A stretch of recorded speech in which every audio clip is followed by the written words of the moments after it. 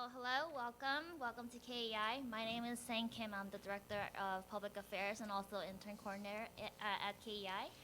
Um, so I would like to thank Olivia and Riley for organizing the event. We're always happy to co-host it here at KEI with COA.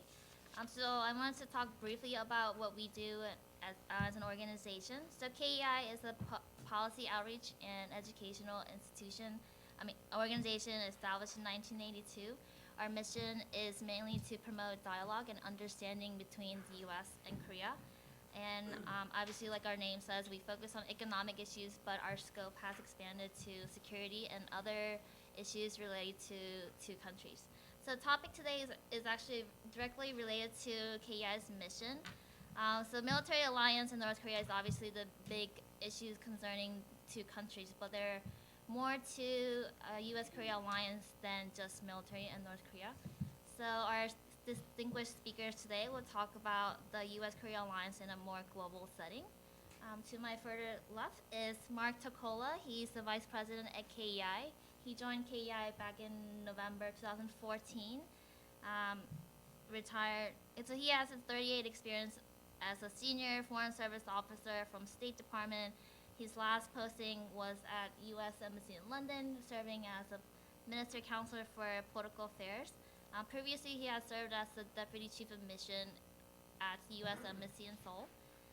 And other posts include in Mongolia, London, Iceland, also European Union. So he has a wide range of experience of serving as a diplomat, and we're always happy to hear his stories and experience from different posts at KEI. To my immediate left is Bruce Klingner. He's a senior fellow for Northeast Asia at Heritage Foundation. He's a well-known expert in DC related to Korea, Japan, and also North Korea. He has extensive background on those issues coming from CIA and DIA with his 20 years of experience. He served as a CIS Deputy Division Chief for Korea, as well as the Chief of CIA's Korea branch, covering various political, military, economic, and leadership issues for the U.S. President and other senior policymakers. So Bruce was also a speaker at KEI's event last week, talking about National Assembly, so welcome back. So each speaker will make remarks for about 10 minutes, and then we'll go to Q&A session after that. So Bruce, would you like to start us off? Sure. Well, thank you, and thank you for the introduction and for being here. It's a pleasure to talk with you. I'm supposed to talk as much as I can about off Korean Peninsula and not North Korea. So the focus is on the strategic alliance between the U.S. and Republic of Korea, and then the global partnership, and not North Korea, not the threat, not the nuclear test, not what we should do. And really, that's pretty difficult because kind of just, when you try to not talk about North Korea in the relationship between the U.S. and Republic of Korea, it's like Michael Corleone said in Godfather 3 is, just when I thought I was out, they pulled me back in. So just when you're trying to talk about non-North Korea, you sort of get pulled back to North Korea, but I'll do my best. So, I mean, the alliance itself obviously is primarily focused on North Korea. But just to point out, the U.S.-Korea Mutual Defense Alliance and the treaty, it never mentions North Korea in the treaty. Everyone thinks it's sort of singularly focused on North Korea. We will help defend you against North Korea, and then anything beyond that would be, oh, wow, all right. Geez, if we do want to expand the alliance beyond the peninsula, okay, how do we do that? Well, if you look at the treaty, and just to read a little bit of it, I mean, just in the beginning, it's reaffirming the desire to live in peace, et cetera, and desiring to strengthen the fabric of peace in the Pacific area, to defend themselves against external armed attacks so that no potential aggressor could be under the illusion that either of them stands alone in the Pacific area, desiring further to strengthen their efforts for collective defense, a more comprehensive and effective system of regional security in the Pacific area. So, right there in the preamble, you have several references to the Pacific theater, not just the peninsula or not against North Korea. So if they perceive China to be a threat, we're already covered under the terms of the agreement. And just as if we want to do things in the Pacific area, we're already covered. And then if you go beyond that, I guess you could figure you need a codicil to the contract. But obviously, the primary focus is the North Korean threat. And that is not only the focus, really, of the U.S., but also the Republic of Korea. And before the Cheonan attack and the Yongbyon-do attack in 2010, South Korea was really looking to push its focus beyond the peninsula. You had President Lee Myung-bak talking about a global Korea, which is a reflection of what's really a very small nation which consistently punches way above its weight on the military sector, the political sector, the diplomatic sector, the economic and financial aid sector. So his focus was sort of looking beyond the peninsula, even looking beyond the Pacific region. But then after the attack on the Cheonan, it became, again, homeland defense. You had the South Korean Chief of Naval Operations even really banned the words Blue Water Navy from any South Korean Ministry of National Defense document. So if you have a brown water Navy is the things that are right in your area, a green water Navy is sort of you're pushing out beyond your shores, and then a blue water Navy is a naval force dealing with things worldwide. So Korea had been focusing on purchasing some larger naval platforms, of talking about being a blue water Navy, but because that focus was on defending the homeland, they didn't even want to mention blue water Navy. So now you've got a bunch of ships which have capabilities far beyond what you need to defend against North Korea, but they still don't really want to talk about that. And really going beyond the peninsula, it's really up to Korea as to what does it want to do. Not only what roles or missions would it want to sign up for, what capabilities does it have that it could bring to the table to fulfill those roles and missions, but even just kind of, what do you envision Korea doing, out in the world? And I just sort of tend to focus military, because that's kind of the most tangible. So diplomatically, economically, financial assistance, all that can sort of happen absent the tangible resources that you need to do or need to have for a security role. So, South Korea, whether they see it as a global Korea or, the previous progressive president, Roh Moo-hyun, was talking about Korea being a balancer between the U.S. and China. Well, maybe it was just a bad word choice, but sort of the U.S. reaction was, not to be impolite, but you're not big enough to be a balancer. If we have a problem with China, we'll just call them, thank you very much. We don't need to go through Korea. So, whether he had chosen, as a bridge between U.S. and China, might have, I think, had a less strident U.S. response. But even there, it's like, well, we don't really need you as a bridge, and China would also not see it as a bridge. So it really requires Korea to define what it wants. Now, the current president, Park Geun-hye, I think has really continued Lee Myung-bak's Global Korea Initiative. Of course, she can't call it that because it was the policy of her predecessor. But I don't really remember her coming up with an alternative phrase. But she has done a lot of diplomacy overseas. She's continued financial assistance overseas. So I think Korea is continuing to punch above its weight. But again, if I focus more on security, Korea has limited resources, and you don't want to get too far away from the flagpole because that's where the threat is. But Korea has done overseas operations. They've been involved in a number of UN peacekeeping operations, in Iraq and Afghanistan and others, and they're very capable forces, and the U.S. welcomes their capabilities. We love working with Korean troops because we know, they've got good capabilities not only in the gadgets they've purchased, but we know how each other operates. Our militaries work so closely together. We have a great deal of respect for their capabilities, and what they can do. One example is when there was the big focus on combating Somali pirates.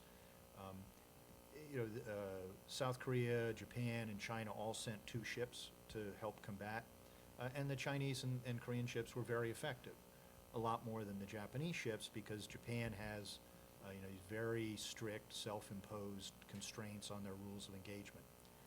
And that's one of the reasons the U.S. has been trying to get Japan to assume a larger security role, not only for its own defense, but in the region and globally.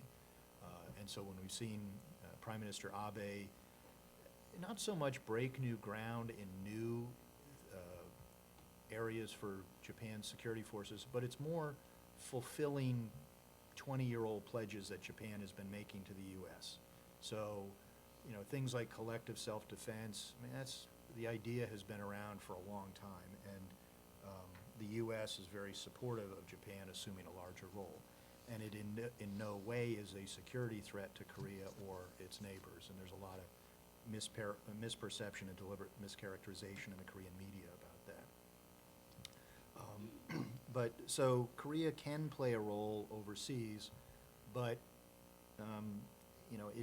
it can't get too far away, because that's where the threat is. And as you have a growing North Korean nuclear and missile capability that threatens South Korea, I believe the Nodong medium-range ballistic missile is already nuclear capable. That means South Korea and Japan are already under a nuclear threat today, not some theoretical, several years in the future. And that's what's been driving the discussion on the THAAD ballistic missile defense system. And that, in a way, also brings up Korea's relationship with China. So what you've seen is, again, a lot of misperceptions, mischaracterizations in the Korean press about the THAAD, what it's meant to do, what its capabilities are. I mean, just, in a nutshell, the THAAD is better than any system that Korea has or will have for decades to defend the Korean people against a nuclear annihilation. It in no way constrains Chinese ICBM capabilities. China can still threaten to kill us, thank you very much. And it has minimal, if any, ability to constrain China's capabilities if it decides to attack South Korea or Japan with missiles. So when China is arguing against it, it clearly is not for military reasons, it's a political reason. So they're trying to drive a wedge between the U.S. and South Korea, and they're trying to minimize U.S. influence in the region. And they play to their, they're hyped, we're all trying to contain China. So, but the hesitancy by South Korea to defend itself against a threat shows its very difficult relationship with China.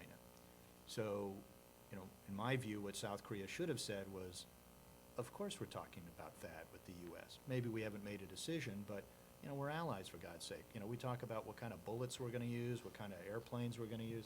Missile defense, sure, we're talking about it. It's a really important issue, as opposed to, Park Geun-hye's policy, which was the word THAAD has not even been mentioned in our presence for several years. It was a silly policy. And even now, when you have 70% of the South Korean public want THAAD deployed, you still have the Korean government hesitating. It's sort of, yes, we're in discussions. That doesn't mean, we've made a decision yet. And the U.S. is very mindful of not appearing to be pressuring South Korea.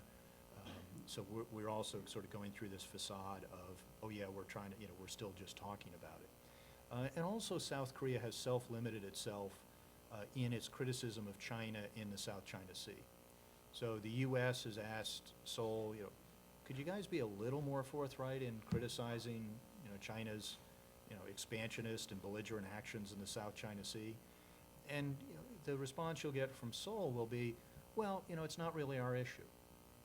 You're like, well, one, it's sort of doing the right thing. I mean, we shouldn't have to urge you, if you see someone being mugged or, being intimidated, we shouldn't have to say, you really should speak out against that. It's kind of the right thing to do.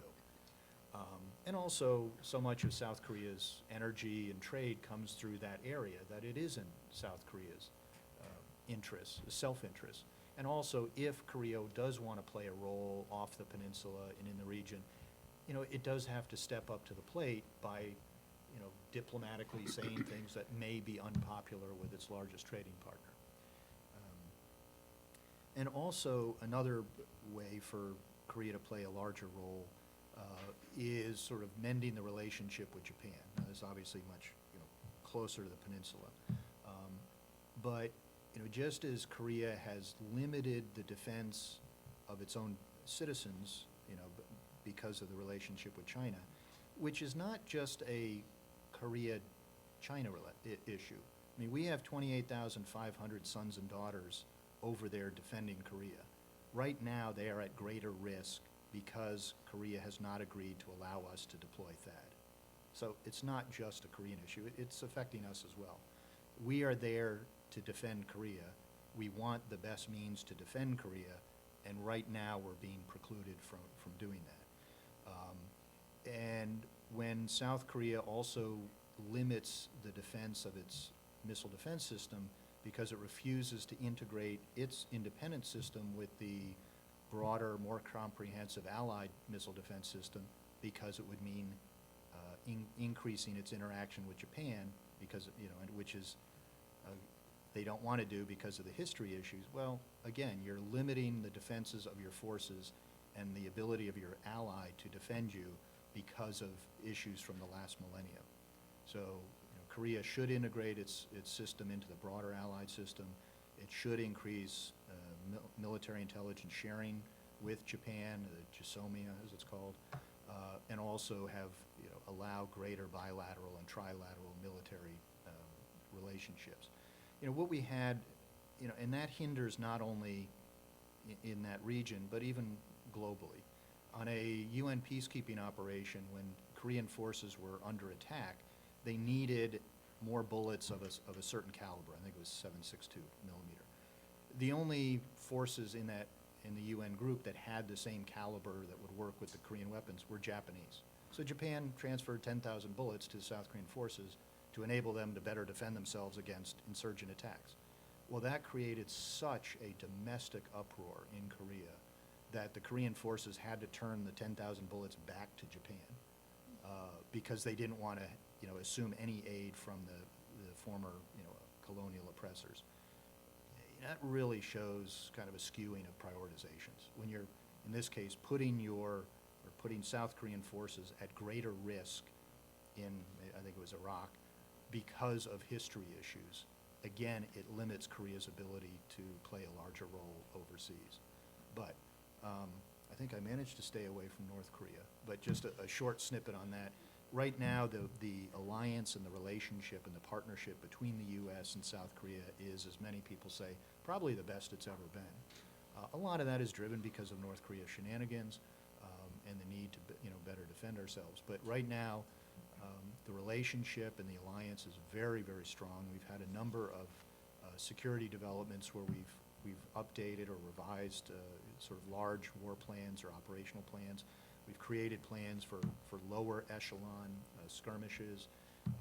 And even some of the issues that might have been irritants in the relationship, the cost-sharing agreement, the civilian nuclear agreement, actually didn't turn out to be that big an irritant. And I think it was because the overall relationship is so good.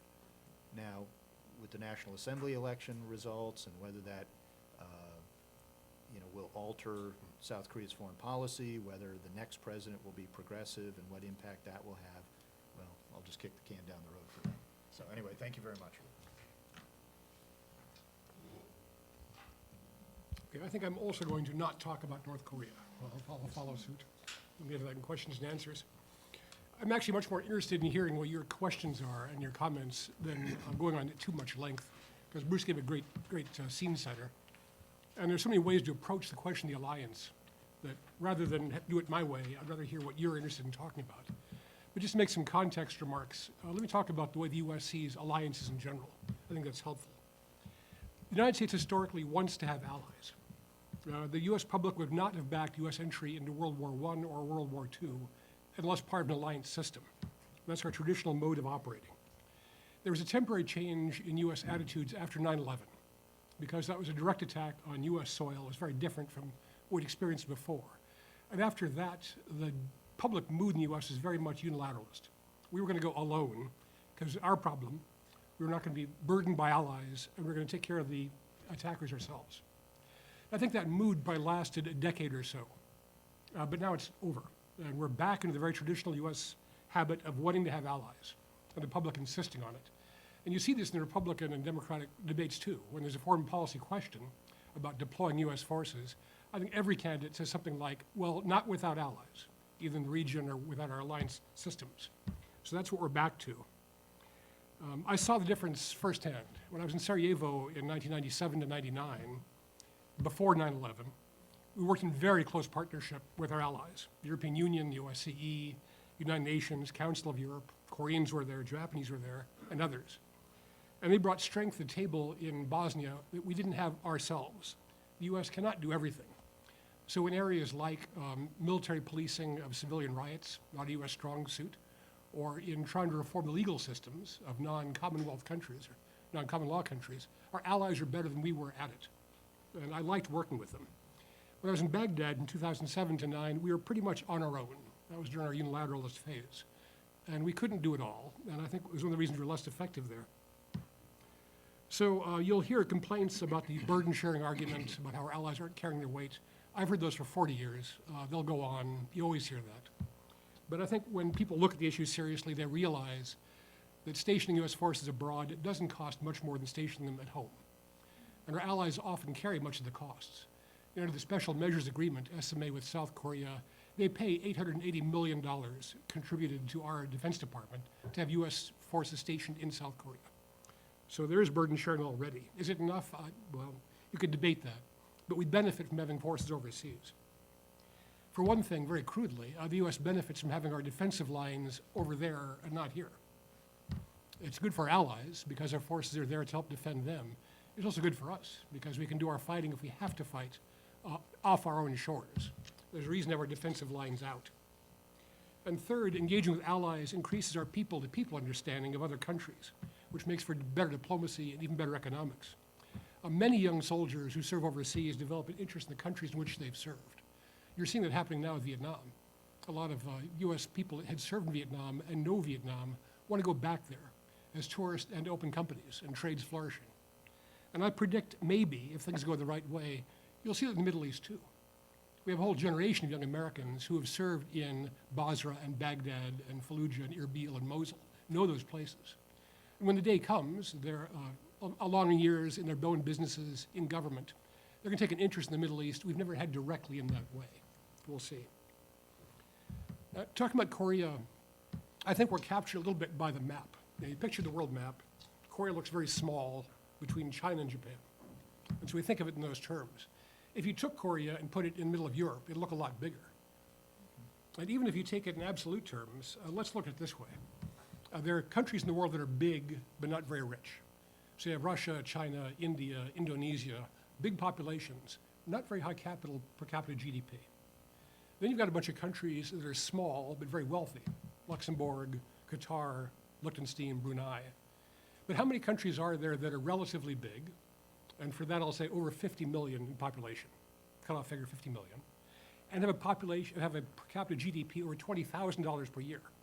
So this is the small club of countries both big and rich. There's only 7. There's the UK, Germany, Italy, and France in Europe, so Europe still matters. The other 3 are the United States, Japan, and South Korea. So South Korea is actually part of a very small club of large, wealthy countries. So we shouldn't talk about it being small. South Korea has a big interest in issues that involve the U.S. too, because South Korea is such an advanced economy.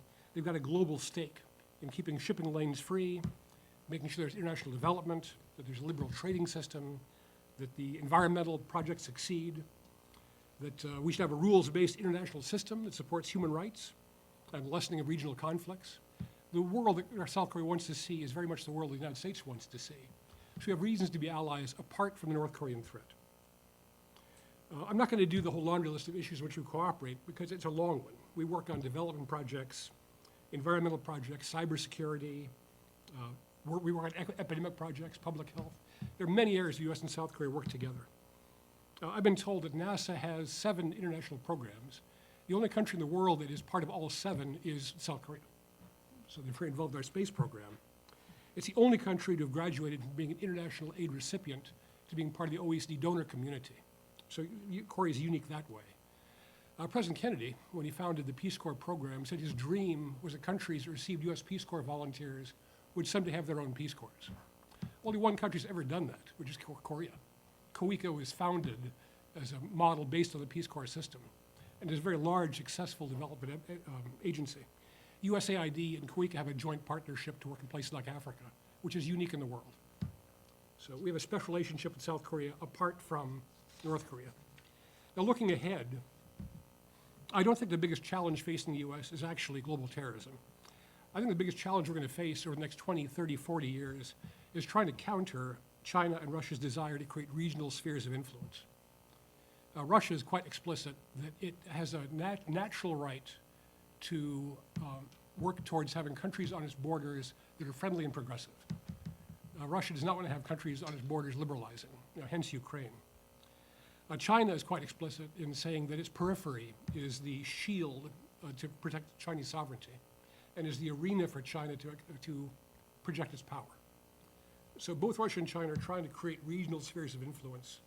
The U.S. policy is we're opposed to any regional spheres of influence. So that's one area we're going to have to find ways to compromise, or there's going to be tension. The last thing we'll say about this is that the U.S. Understands alliance systems, how to work with allies as equals and respected partners. If you look at the integration of the U.S. and U.K. military commands during World War II, or the functioning of NATO today, where the NATO allies have a big say in what happens with the NATO decision-making, you can see the way the U.S. works with allies. Neither Russia nor China have experience in working within alliance systems. Their relationships with other countries have been either to regard them as subordinates or as rivals or potential rivals. And we can ensure that numerically. If you tried to count through and see how many countries the United States has a collective defense agreement with, yesterday I tried to go through the list and I counted 56. I might be off 1 or 2, but it looks like the U.S. has around that number of collective military defense agreements. China has 1 with North Korea. So the U.S. has an alliance system that's one of our great assets. Our rivals don't at this point. And so when you talk about the U.S.-Korean alliance, that's part of the worldwide system of U.S. global alliance that we think promote our interests and our allies' interests. I'll stop with that. Okay, well, thank you, Mark and Bruce, for your remarks. So we're gonna open up for questions now. So this will be more informal setting, so feel free to ask any questions you might have for speakers. Just, if you don't mind, just identify yourself, your name and your affiliation, and then we'll just open up for questions.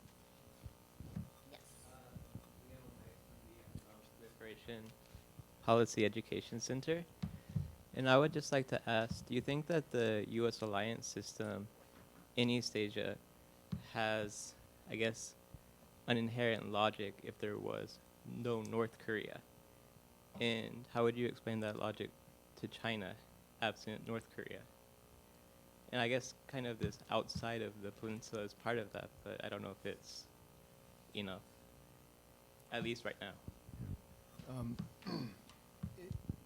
Well, first of all, China often doesn't want things to be explained to it. I mean, it purposely misunderstands things. But I mean, with not only the U.S.-Korea relationship, as I said, does not mention North Korea and could be, focused on anything. The U.S.-Japan Mutual Defense Agreement has 2 purposes. One is the defense of Japan, but it's also maintain peace and stability in Asia. So again, it's not just singularly focused. Clearly the wolf closest to the sled is North Korea, and then there's the kind of 800-pound dragon in the room, which is China and what its intentions are. But with North Korea, I mean, look at the capabilities, look at the threats, nuke, missiles, cyber, conventional forces, proliferation, all that. It's a grave threat to our interests as well as our allies who we are beholden to defend.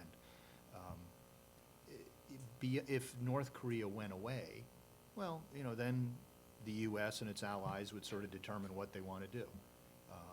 People say, well, what will happen to U.S. forces Korea after unification? Say, well, I mean, what Washington and Seoul want to happen.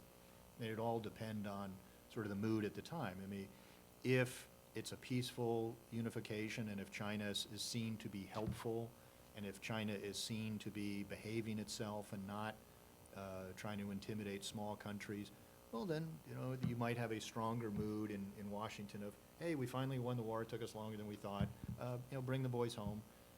And Korea might say, well, thank you very much, and we appreciate it, we probably don't need you here anymore. Or I think it's more likely that Korea will feel like, geez, I still live in a bad neighborhood, I'm still a little country, I don't really want the U.S. to go away. So we may have reduced number of forces, but I still think Korea and Japan would want to maintain the alliance and maintain a U.S. force presence there. And as Mark was saying, it pushes our own defense lines further out. We like playing away games. We don't like playing military games on our turf.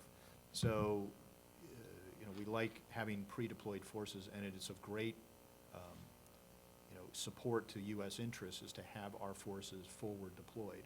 We can get to bad places quicker and more effectively, whether it's a humanitarian disaster or a military threat. So I think, beyond the North Korean threat, there is, the U.S. will continue to have strategic interests in the Asia region, which will need to be protected by the presence of U.S. forces. China won't like that. We can try to make clear to them that it's not directed at them. But one of the things that I think has strengthened the rationale for the alliances is North Korea's bad behavior and China's bad behavior.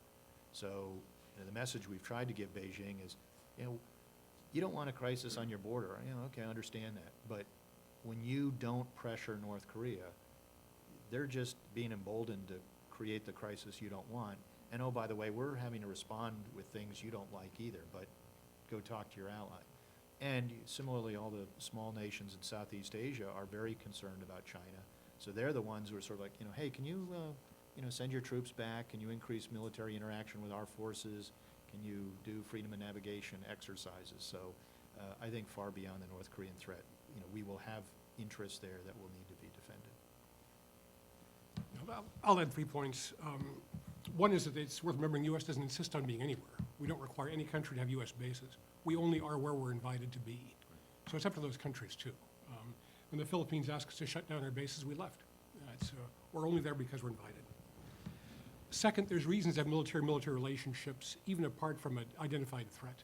We have mill-to-mill relationships with Latin American countries, not because they're going to be invaded tomorrow, but because it's good for the militaries to have professional training opportunities, to learn how to work with a civilian military structure, to be able to work with humanitarian disasters if needed.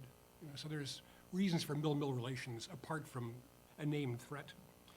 And third, China talks a lot about the U.S. having a threatening presence or aggressive presence in the Pacific, but I'm not sure how much of that's really rhetoric. I think if you really got them pinned down and asked them, I think China sees some benefits in a stabilizing sense of U.S. forces being in the Pacific to keep things from getting out of hand, which they might. Some years ago, China demanded that U.S. forces withdraw from Japan. There's a question of regional stability. They said the U.S. forces in Japan were threatening. The U.S. quietly pointed out to them through diplomacy that, let's think about this. Do you really want to have Japan as part of the U.S.-Japanese alliance system, or do you want to have Japan on its own, independent, free to do whatever it wants? And the Chinese, after that, stopped demanding that U.S. forces come out of Japan. They started seeing U.S. forces as actually being a stabilizing influence. So it's more nuanced than you might think. Okay, Jenna. Hi, I'm Jenna Gibson. I'm here at KEI. And my question, I guess, goes back to something that Mark said in his introductory remarks, which is that on the domestic side here in the U.S., there is a lot of, at least rhetorically, reference to the allies, and this is seen as something that's important. But then certain people who shall not be named are totally fine with getting rid of some of these alliance systems. And that seems to be getting interest, and people seem to be agreeing with that. Oh, if we can save money, why not get rid of NATO, that kind of thing. So my question is, how do we explain some of these things? Because I think everybody here in the room would agree that there is a great significance to the U.S. ROK alliance, even outside of North Korea. But how do we then explain that to people who don't know about how important it is? Well, yeah, I think when Lord Voldemort made some comments, you know, in a way, it brought a lot of people out of the woodwork. I mean, the sort of the people who focus on Asia or Europe in Washington, I mean, when was the last time I wrote something on, yeah, the alliances are good? You know, it's just not very often. But, you know, I and just about everyone else, I think, in town was sort of like, all right, well, let me explain why, you know, alliances are good. And some, you know, would address someone specifically. I did it more as well. Whoever the next president is, this is what the U.S. should do. So I think you had people come out like, well, you know, first of all, yes, we would like everyone to always pay more. And there are, you know, few nations, few allies in NATO that are fulfilling their 2% of GDP pledge. And it is aggravating when allies will call for multilateralism, and then when we say, okay, you know, Libya, you know, you guys want to do this as sort of a NATO thing, so go for it. Or Yugoslavia, you guys want to do it, you know, back in the day. Oh, but you can't. You don't have enough widgets and wadgets, so okay, here we come. So we would like forces, you know, our allies to do more. Now that said, Korea has, you know, spends I think 2.5% of its budget on GDP and or on defense, and is really stepping up to the plate. So people will point out the large contribution that Korea and Japan are making of the, I think it's, I get the right, you know, we have a number of very large construction projects, forced relocation going on in the Pacific, and I think Korea and Japan are paying $30 billion out of $38 billion cost, including bases in Guam, which obviously are not part of their territory. So I think we point out the cost sharing, point out the necessity of having U.S. forces overseas. As Mark pointed out, they're not that much cheaper back here than they are over there, especially once everything's settled in place. So it is in U.S. interest to have allies, and it's in U.S. interest to have our forces overseas. Yeah, I welcome the debate. I think it's great to talk about the alliances in public, because I think alliances suffer from neglect. If you don't talk about them, then they can kind of wither away quietly. If you talk about why we need to have them, then you're at least having public awareness about the reasons for them, what they cost, what we get out of them. And I think they can be defended objectively. So no problem with that. And if the world were a more peaceful place, I think the case might be a little bit harder. You know, but fortunately, we've got three very strong advocates for the U.S. alliance system: Vladimir Putin, Xi Jinping, and Kim Jong-un. Best friends the allies have in trying to defend their projects. Not a bad thing. An example, too, is Libya. In the Libya campaign, the aftermath has been bad. You can talk about the fact that it did not succeed in its objectives. But just in terms of pure military exercise, one thing that Libya showed us was that small allies are tremendously effective. Looking back on it, analyzing it, the Belgian and Norwegian air forces were terrific in Libya, very effective. Belgians were the first ones to fight over Libyan space. So that was kind of proof to people you don't have to be a big, expensive ally to make a contribution. The French in Mali have been much better than people expect them to be. They've been effective. So I think our allies may not spend what they should spend on their GDPs, and we need to pressure them for that. But just because they're smaller than the U.S. doesn't mean they can't fight effectively. Okay, next question. Hi, my name's Michael, and I'm an intern at a lobbying firm, Forbes State Partners. So my question, Mr. Klingner kind of mentioned this already, but Korea stands between two major countries: China, you know, a huge economic partner, and the United States, which is much more politically in tune with each other. And they're kind of struggling to maintain the balance between these two countries. And then you have China making more sort of claims in the South China Sea, which has caused, you know, of all countries, Vietnam and the Philippines to strengthen their ties with the United States. So my question is, you know, how do you perceive Korea maintaining this balance in light of China making stronger claims in the South China Sea? It's a good question, and it's one that really is very, very prevalent in Korea. You know, the age-old phrase of, you know, Korea is a shrimp amongst whales, but usually referring to Japan and China. But people have sort of resurrected the phrase as, you know, we're being pressured by both the U.S. and China. and whether it's on, you know, the AIIB or THAAD or whatever. I mean, I think we sometimes take umbrage at the way it's being depicted. You know, when Korea's saying, well, we're being pressured by both the U.S. and China. You know, a year or more ago, when the history issue was much, you know, more strained, you know, I was hearing from National Assembly members, including committee chairmen, and as well as a prevalent theme in the Korean media was, because of the history issue and because the U.S. has, you know, chosen Japan over Korea, has accepted Japan's view of history, both of which is wrong, we feel more comfortable with China than the U.S. right now, and we may need to choose between Washington and Beijing in the future. And my response was, really? Okay. Who fought for you and against you in the Korean War? Who, you know, and you can go through the long list of things, you know, who's a democracy, who's not, who's threatening you with economic blackmail, who's trying to protect your, you know, increase your protection, you know. You can just go through the list, and it's sort of like, really? I mean, you feel the pressure is the same kind of pressure from both of us. So, you know, I think what Koreans will often say is, you know, our wallet's in Beijing, but our heart's in Washington. So they realize that we share values and principles, you know, that they don't share with China, given its system of government and its, you know, its pressuring.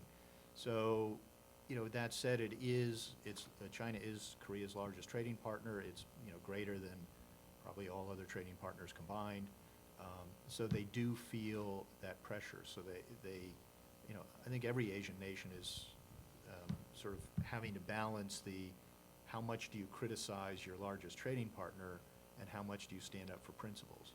And one thing I find with, you know, the U.S.-China relationship, it's complicated, like Korea's is. But what we often kind of get is, let's say there are 40 really important issues between Washington and Beijing. On any one of them, you'll hear people saying, well, you don't want to sacrifice the all-important U.S.-China relationship over North Korea, climate change, South China Sea, cyber attacks, you know, whatever.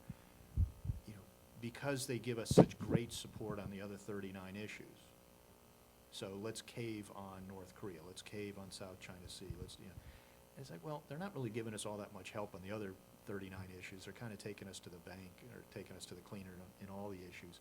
So I think we do need to be firmer in, you know, defending our principles when China is you know, working against them.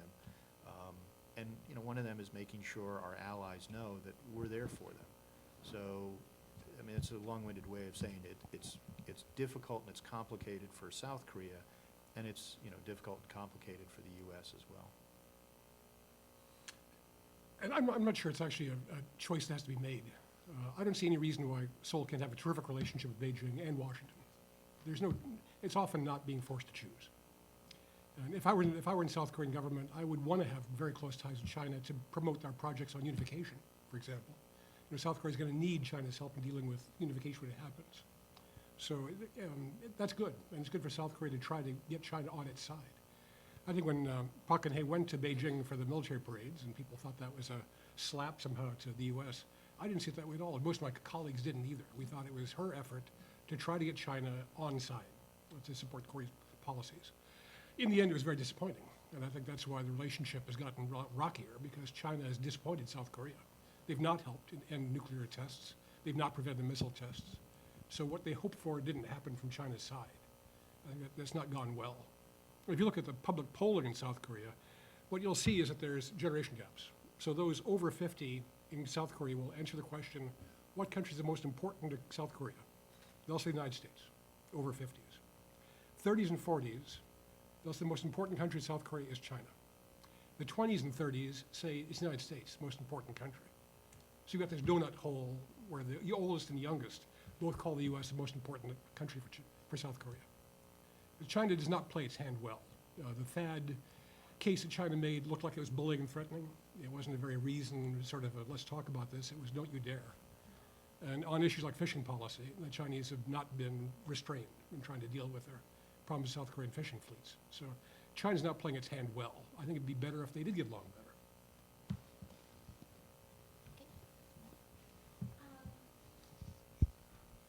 My name is Emily Sturt, and I'm a Baylor student interning at the Heritage Foundation.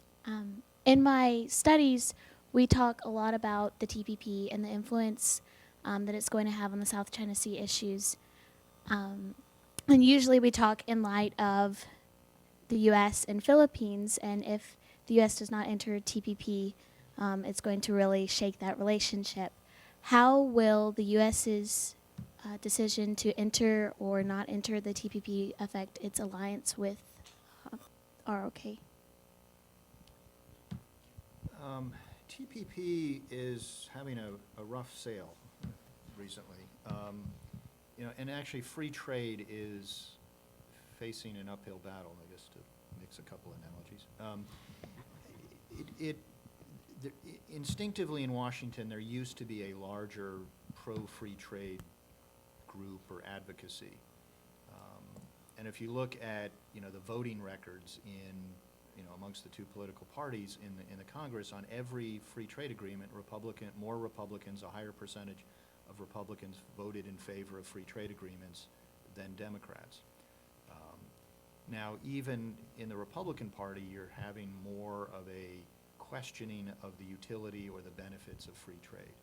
So it's making the debate on TPP and other, any potential free trade agreements much more contentious, or even more contentious than it would have been in the past. So you have presidential candidates in both parties who are questioning free trade agreements. So it makes it, much less certain that TPP would be passed by the U.S., especially during a political season. You can argue or debate the economic benefits of TPP. But beyond the economic benefits, there's also the geostrategic benefits. And so, to be in the game, you have to be on the court. And if people complain about the U.S. is absent from the game, or we're leading from behind, or we're losing ground to China, if we are not involved in TPP, then we're just accentuating those trends. So I think our allies and our friends, will look at it and say, well, this Asia pivot, it's supposedly more than just security, it's diplomatic, it's economic, et cetera. The two big economic pillars are the U.S.-Korea Free Trade Agreement, the KORUS, and the TPP. If you don't pass the TPP, we're going to question U.S. commitment to the Asia pivot, U.S. leadership, and U.S. resolve. So there is a cost to not doing things. South Korea is not one of the founding members of the TPP. They'd be a great candidate for the second tranche. So you'd have to get, you have to push the pig through the python first before South Korea could then try to join it. And if the U.S. doesn't pass TPP, then I think it's fairly dead in the water. So I think there's a great cost to the U.S. economically and diplomatically and kind of image-wise and influence-wise if we aren't in TPP. Having fought for the KORUS FTA, one thing that I've seen, and earlier with the U.S.-European agreements, is that you can't sell a bad agreement on strategic grounds. If the TPP doesn't make sense economically, you cannot go back to Congress or the U.S. public and say, okay, maybe it hurts U.S. economy, but it's good for the alliances. That's not a winning argument. The TPP has to stand on its own as being economically beneficial. And then the geostrategic part comes in kind of after that. It can't substitute for it. But there's also the middle ground of the trading rules. I think without the TPP, it's going to be harder for the U.S.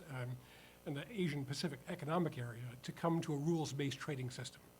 So I think it's our interest to make sure that the rules that we set for trade in the Pacific are U.S. advanced liberal trading rules and not Chinese bilateral trading agreements. So the TPP makes sense in terms of economics on trading rules. I think it makes sense economically on U.S. jobs. I think the case has been made that it's going to produce jobs. Trade agreements never produce as many jobs as the administration claims it does, and we always oversell them on that grounds.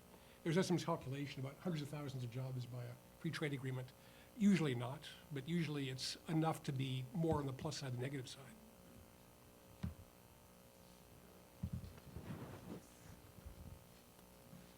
Hi, I'm Gina. I'm intern at KAI here.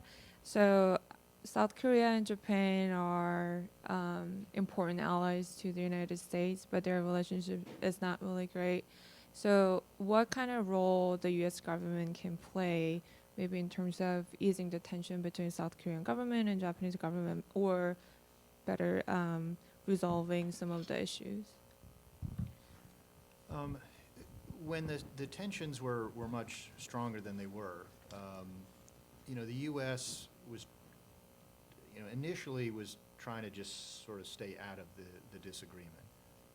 I used to say it's like, if my wife and my mother are fighting and they both want me to take their side, it's just not worth me getting in the middle. I mean, and then someone pointed out, it's like, well, always pick your wife's side because she's the one who can make you sleep on the sofa. But, so the analogy kind of went out the window. But, with Japan and Korea, they're both critical allies. I mean, you can't live without either one of them. And, we don't want to choose one or the other. I mean, they both have very different roles. They complement each other and they complement U.S. interests. But when the tensions were just so bad, and the tensions, of course, are cyclical. They didn't start with the current president, the current prime minister. Any of us who focused on Korea for a while can remember, 2005 and 2002 and before that. So it is cyclical. And the current round of tensions actually began under Lee Myung-bak and Prime Minister Fukuda. So, they're long-standing issues. But the U.S. realized that the situation was becoming so bad that we really couldn't not be involved. Now, we didn't want to be a judge. We didn't want to really even be a mediator between the two. So I think we played a proper role of behind the scenes, sort of a mediator out of the public view. And so there was a lot of pretty strong messages privately to both Prime Minister Abe and President Park and lower echelon officials of, and a lot of us who work Asia, we were being pretty direct both in our public writings and public or private discussions with senior officials of the things that Tokyo should do, and we had a long list, and the things that Seoul should do, and we had a long list. So I think, I don't want to say U.S. pressure, but I think U.S. involvement in playing a bit of a shuttle diplomacy out of the public eye, I think was effective in sort of moving both countries forward on the things that they needed to do, to have, say, the Comfort Women Agreement last December, but also just a realization of it was in both their interest to try to move this issue at least back to the back burner.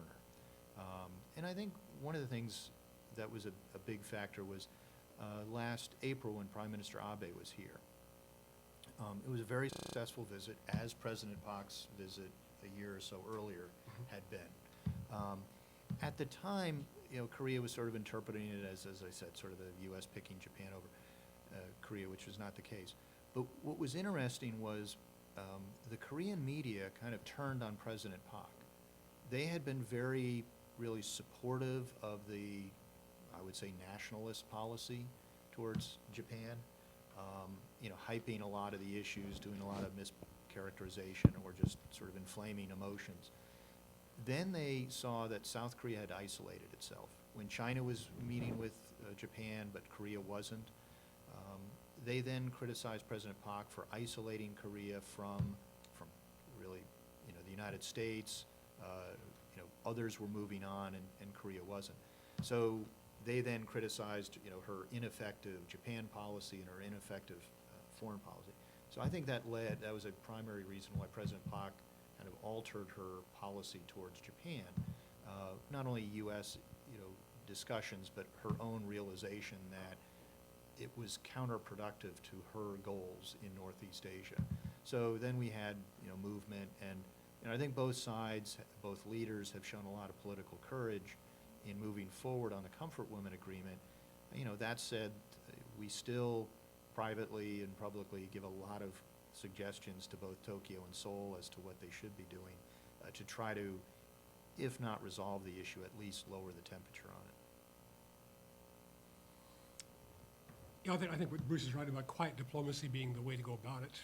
Americans are too inclined to say, look, history, that's behind us. That doesn't matter. Let's talk about now. Let's talk about today's world. So we need to not do that with countries in the region.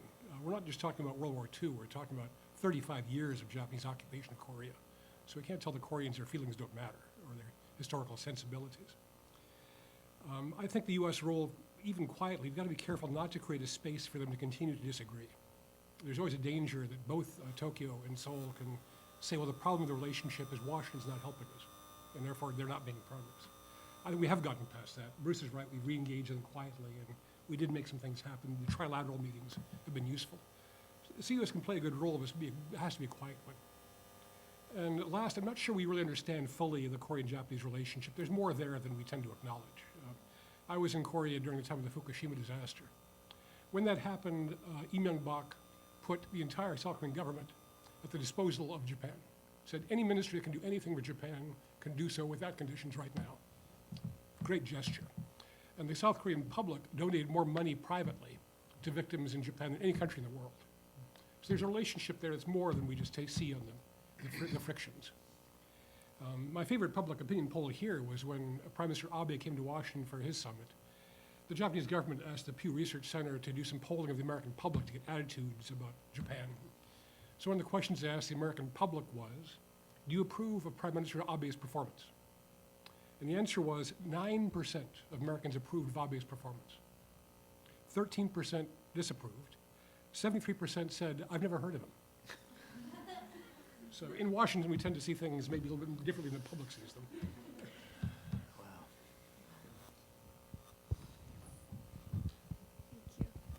Hi, my name is Stephanie Faulkner, and I'm a first-year MA student at Johns Hopkins SAIS. I'm studying American foreign policy there.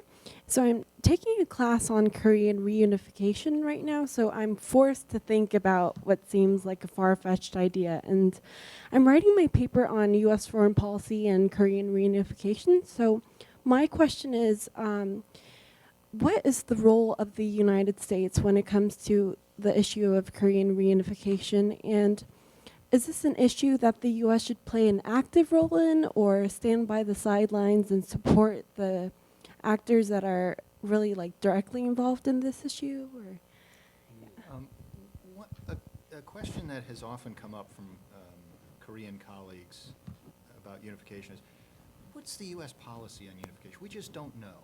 And whenever that's asked, you'll see every U.S. diplomat in the room kind of just shake their head, and just say, the U.S. policy. I remember Tom Hubbard would do it, and others. It would be the U.S. policy for decades has been we support the unification, of the Korean Peninsula, based on the principles, as in Article 4 of the South Korean Constitution, freedom and democracy, and I'd also add free market principles, respect for law, respect for human rights, et cetera. So under President Park, we've had a great, increased focus on unification. Just because you talk about something doesn't mean it's more likely to happen. But I think the conditions of unification, you can think of, it's Korea just sort of phones one day and says, you guys win, come on up, we'll leave the lights on for you. Well, they can't leave the lights on, they don't have them. You guys win, we're bugging out to China. Not going to happen. The other is the, North Korea sort of adapting, reforming, adopting South Korean characteristics. And unfortunately, we've seen every generation of North Korean leader is just against that. They don't want the contagion of outside influence. So, unification shouldn't be an averaging out of the two systems. You may not want to call it absorption of the North by the South, but we want it to be a free and democratic unified Korea and all that. All of the principles which exist in South Korea don't exist in the North. So you don't want to average it out. You can't, if South Korea has a 10 on human rights and North Korea has a 0, you don't want to go for 5. You don't want to keep half the gulags. So I think it's going to be because of a collapse scenario. Maybe peaceful, but it may be kind of violent. Unification is a matter for the Korean people, but what I see is the U.S. role in unification is sort of like my role as an overprotective father of a teenage daughter. It's fine for the Koreas to talk to each other. It's fine for the Koreas to go out on dates together, but you know, the U.S., like I, will be walking 10 steps behind the Koreas with a shotgun to make sure North Korea doesn't try to take advantage of South Korea. So, you know, we won't dictate the terms of unification, but we are there to protect our allies' interests and safety during the process. And my first question is, how can I sign up for your course? I need to know a lot more about unification than I do. Bruce is right, the U.S. policy is unequivocal on unification. The U.S. government's position is that the division of the peninsula is artificial and ahistoric and should end. I mean, both the South Korean Constitution and North Korea say that, so it's not a controversial point of view. But I think we benefit in terms of the U.S.-South Korean relationship in being so clear on that, because the other countries aren't unequivocal. China and Russia and even Japan will express some qualms about conditions and what it means for relations with them. But the U.S. benefits greatly from being clear, and it was true in Germany. When Germany reunified in Europe, the United States was immediately on the side of unification of Germany, no conditions, no qualifications. When other countries like France and the UK and Russia were balking at German unification, the Germans still remember that. So we were on the right side of history. And we need to be that way again when it happens in Korea, however it happens. It will someday. Second, I don't really buy the polling among youth in South Korea about do you support unification or not, because I think it's a theoretical question that you're not going to get an actual answer to. The polling shows a lot of South Korean youth have doubts about the benefits of unification when they want to see it happen. One of my German colleagues said that she felt exactly the same way about East Germany. She said that for me, they were an alien people, foreign government, I had no interest in them. Until the moment she saw on television news an East German family climbing over the wall to get into West German embassy compound, I think it was in Budapest. When she saw that, it was like a switch flipped. And so she thought, these are my people. I think it's going to happen in Korea too. When unification happens, all of these previous polling won't matter. It'll become a national project. The role of the U.S., it's not just the U.S. There's a UN military command system. The armistice still exists in Korea. It's not over. The UN military command's role is to enforce the armistice. And part of that is going to kick in if there's a collapse in the north that threatens the terms of the armistice. Peace unification, the UNMC would never roll. If it's a collapse, movements of forces, Chinese interest, then the UN has a role to play. I think the South Koreans would believe that they could handle unification on their own, that they have plans for it. I think that they've thought about it deeply. But I suspect it's going to be such a big project that they're going to need international assistance. And the U.S. and allies will be there to help with that. One benefit of having the UNMC involved is that it wouldn't just be the U.S. and South Korea. It'd be much more international community trying to deal with the project.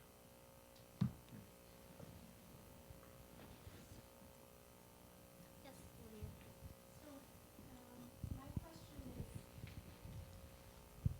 Lydia. Olivia Enos from the Heritage Foundation. My question is a little bit off topic, but ties into what you said, Mark, about the China-North Korea alliance relationship. A lot of different people speculate on what the primary motivation is for China sort of maintaining that alliance relationship with North Korea. What do you assess is their ultimate interest in that? And do you think that there's any chance that they're getting shakier on their commitment to that alliance relationship? And sort of a secondary question, the U.S. has sort of the hub and spokes mentality with its alliances. China hasn't similarly engaged. Is it because we've crowded them out, or because they just that doesn't fit into their overall strategy? So could you elaborate on that more? What do you mean by that? Yeah, China really only has one alliance relationship. It's with North Korea, and it doesn't seem to be reaching out to other countries in Asia in a similar hubs and spokes manner. And so I was just wondering whether or not you felt like they saw an alliance formation or hub and spokes formation as contrary to their own goals. That's interesting. I don't think there's one Chinese view of North Korea. I've heard Chinese speakers talk about different schools of thought about dealing with North Korea. I think the Chinese army has one view. I think the Foreign Affairs Administration has a different view. I think the Foreign Commentariat has a different view. China's confused a little bit on dealing with North Korea. North Korea is their biggest foreign policy failure. Being an ally of North Korea tarnishes China all the time. I think they're frustrated. I think that the attitude that China has the ultimate whip hand on North Korea, as some of our candidates have said in their elections campaigning, is not probably accurate. I mean, this organization, KEI, did a poll of Chinese, not of officials, but scholars and commentators. And one of the questions we asked them was, what country in the world has the most influence over North Korea? And for them, overwhelmingly, their answer was the United States. Their view was the U.S. is a powerful country. If we wanted to change North Korea or deal with them, we could. Why is it China's problem? China may not have the ability to make North Korea do it at once, partly because they fear its fragility. I think China views North Korea as a very brittle state. Their biggest fear is instability on the peninsula. I think China's fear is if they actually toughened up very tough sanctions on North Korea or took steps to try to discipline them, it might break them. Regime falls off the edge of the table, then you've got a crisis. Refugees, who knows what. So I think that they're not feeling they can actually manipulate North Korea that much. Deputy Secretary of State Blinken at Brookings about 2 weeks ago said that he thinks China has great leverage over China, but no influence, which is kind of an interesting way to put it. What else on that? That I don't know. It's an interesting question. I wonder how many countries want to be allied with China, and for what purpose? You know, it's maybe at some point in the future they might try to reach that kind of situation. Actually, the alliance systems aren't really in China's nature. They've never had them, and so it'd be something a departure. But why not? If they thought outside the box, could be. Go ahead. I might come back. Going in reverse, the hub and spoke, when the alliances were created, less clear as to sort of what our intent was.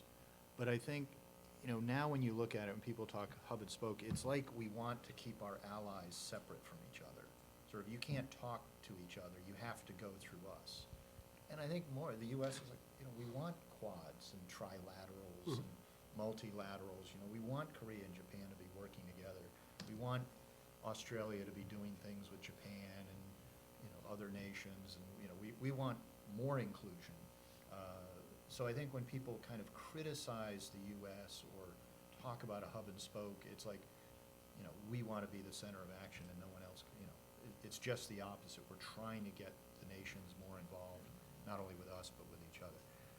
The Chinese-North Korean relationship is complicated. It's never been the lips and teeth that people think of. I mean, the Koreans even hate that phrase because it wasn't, oh, we're as close as lips and teeth. It's more, China saying, the Korean lips keep the Chinese teeth from getting cold. It's sort of, you are our buffer. So they've always hated each other. I mean, China's invaded Korea, 800 times or something? Right. So, and especially as archives come out, you'll see Kim Il-sung and Kim Jong-il and now Kim Jong-un have all said things about China. I think just today there was an article of Kim Il-sung saying, well, you can't trust either the United States or China, or you have to be more wary of China than the United States, or and the whole Chuche, self-reliance is based on they can't trust the Soviet Union, Russia, or China, and the nuclear program really was driven by that. When, in their view, they saw the Soviet Union, toss Cuba under the bus in the Cuban Missile Crisis, like, well, then we can't rely on them. And then when China didn't share the information from the 1964 Lop-Nur Chinese nuclear tests, they're like, well, we can't trust China either. So, for a little country, North Korea has been able to play off, their two big partners, as well as other nations. So, China, I think, is increasingly frustrated and angry and less supportive of North Korea than even in the past. But as Mark pointed out, while we focus on North Korea's strengths, China focuses on the weaknesses. So they're afraid, I think, of any kind of pressure may make the whole system collapse. And to use another analogy, and you can tell I like analogies, it's sort of like, North Korea is the troubled youth with a history of violence and affinity for handguns. China's the father who lives down the hall, and the U.S. is the policeman. So we come, knocking on the door and saying, hey, your son just did this. I want you to go down the hall and spank him.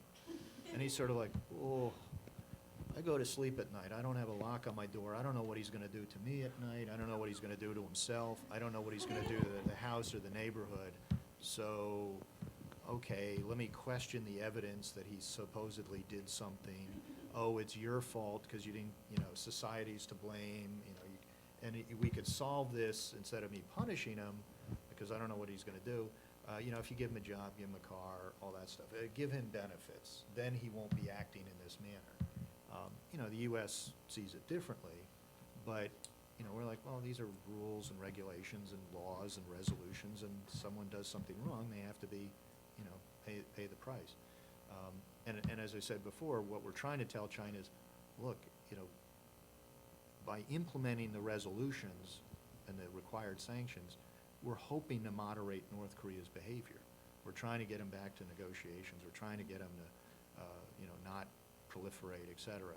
So it's sort of, you can pay me now or you can pay me later. You can try to prevent a crisis now by taking some steps, because otherwise you're just going to ensure a crisis further on down the road. The question's so good, I'd like to take a round two on that one, because it's such a good topic. The Chinese-North Korea relationship is complicated for historical reasons, too.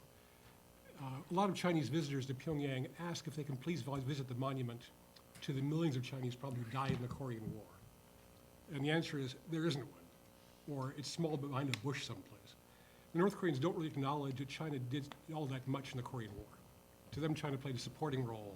North Korea could have won on their own, which really rankles the Chinese. I asked a Chinese student what she had been taught about the Korean War at her school. And she said, it doesn't matter what we were taught. What I and my colleagues all think is it's a huge waste of Chinese lives. We sacrificed enormously on North Korea's behalf, and they're ingrates. They don't care, don't remember. The only good news about the Korean War for the Chinese youth is that Mao Zedong's son was killed in the Korean War. So they didn't have a Mao dynasty. And she said, thank you for that. Second point is it drives North Koreans nuts that South Korea is so popular among Chinese youth. Because Chinese young people are very drawn to South Korean drama and music and fashion, not North Korean. So North Koreans see influence slipping away from next generation. So I hope it's true. I heard that the North Koreans tried to release a pop single to counter the South Korean youth pop movement. And the single was called "The Former People's Soldier is Now a Hero Coal Miner." I hope that's true. Yeah. A little hard to dance to. Do we have any more questions? Okay, well, I guess I can ask the last question. So oftentimes we hear that the U.S.-Korea alliance is stronger than ever, over and over. But do you personally see any challenges or weaknesses between the U.S. and Korea, and what to make the relationship even better for the future down the road? Mark, you mentioned that there's a generation gap in South Korea. Do you think that would be a significant issue that would affect the alliance in the future?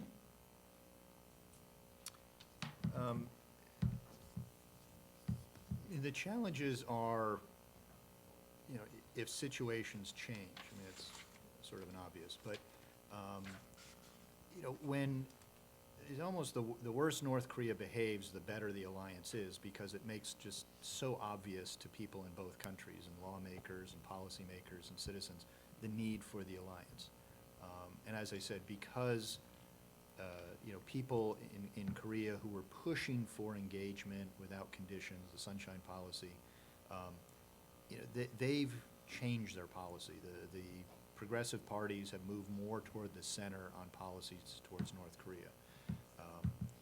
And as long as North Korea continues to do that, then they will not be pushing for a return of No Mi-hun's policy or Kim Dae-jung's policy. But if there is a progressive president in South Korea, then I think you could have a change in the policy and perhaps the viewpoint. And also, if there's depending on who the next U.S. president is, that can have a big impact. Whether it's a change in policies or a change in the Korean perception of what U.S. thoughts and policies are, we're going to go through a transition. So that always can be a bit not only a catalyst for change, but also a catalyst for concern of, I think this new president here or in Korea, might be thinking this. Or even if they say something differently, it's, we think that means a change in the viewpoint. So I think, that's a reason for having people in both countries to be focusing very much on the elections and the campaigns, what it means, what it doesn't mean. We hope North Korea moderates its behavior.